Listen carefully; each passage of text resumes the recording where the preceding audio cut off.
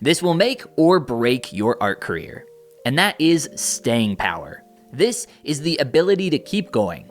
Every artist who has ever, quote, made it has an insane amount of staying power. It is the one thing that separates a successful artist from a failure. Now, failure is actually good. We learn, we improve through failure. Every great artist has a set of skills that are built upon a mountain of failure. And they were only able to reach success through staying power and climbing that mountain failure after failure after failure. Now, there is one failure that ends everything. I call this the big failure. Little failures are the mistakes along the way. Learning experiences, everything that got you to where you are right now that didn't go absolutely perfect. The big failure is different, and it is the one thing that you cannot do. And that thing is give up. Giving up is the only real failure, because as long as you keep coming back, there will always be growth. Success is inevitable. You do the thing, you get good at the thing. It's a very simple formula, but one that has confounded people for a lifetime. Art is no different, but most people don't realize the sheer amount of effort needed to reach competency. To really get down even the fundamentals, it takes artists at least 3,000 hours of dedicated practice. That is a lot of time. And even in those beginning stages of learning your craft, you are going to hit low lows many times. You will occasionally experience success, but you won't know what stars align that day to make that happen. And when you fail, similarly, you won't always understand why. And that's not even factoring in that life has a tendency to get in the way. So expect a lot of failures. Understand that this journey is a long one.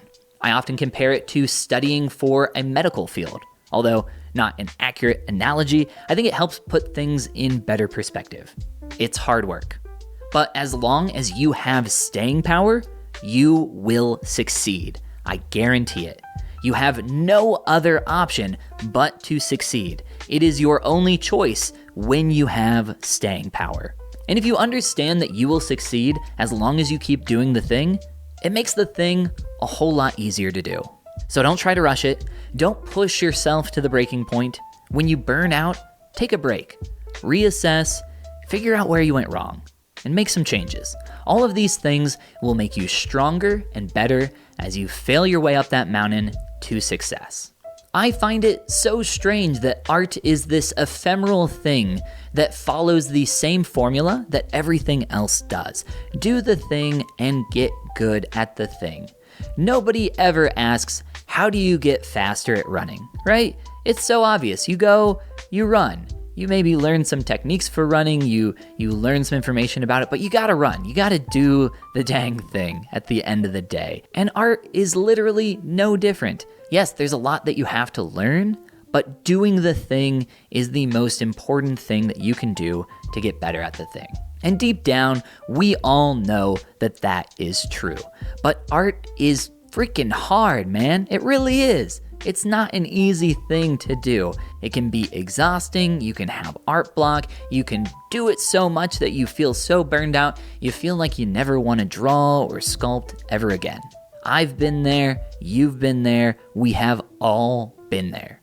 But if you keep this idea of staying power and inevitable success at the back of your head whenever you're working on your craft, I swear, it does make doing the thing a whole lot easier.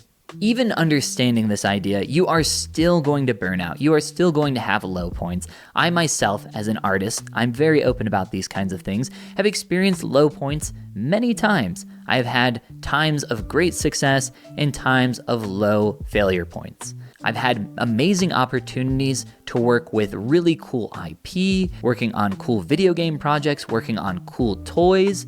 I've also worked with people where things didn't go very well. A story that I've never told on my channel is that when I was a much smaller YouTuber just getting started, I was contacted by a much larger YouTuber at the time who had well over 2 million subscribers and wanted to work with me to create a toy for their channel based on their own character. Now, of course, me just starting out, I was super excited about that prospect. That sounded like it could put me in front of a lot more people, it could potentially be lucrative, so yeah, I was down. But unfortunately, I ended up working on that project for months, only to be ghosted at the end of it. And that was an absolutely awful experience. And I could turn around and, make a YouTube video about that person. I could dox them, I could say all the terrible things that they did, and it would probably get a lot of attention on my YouTube channel. But that is not who I want to be as a person,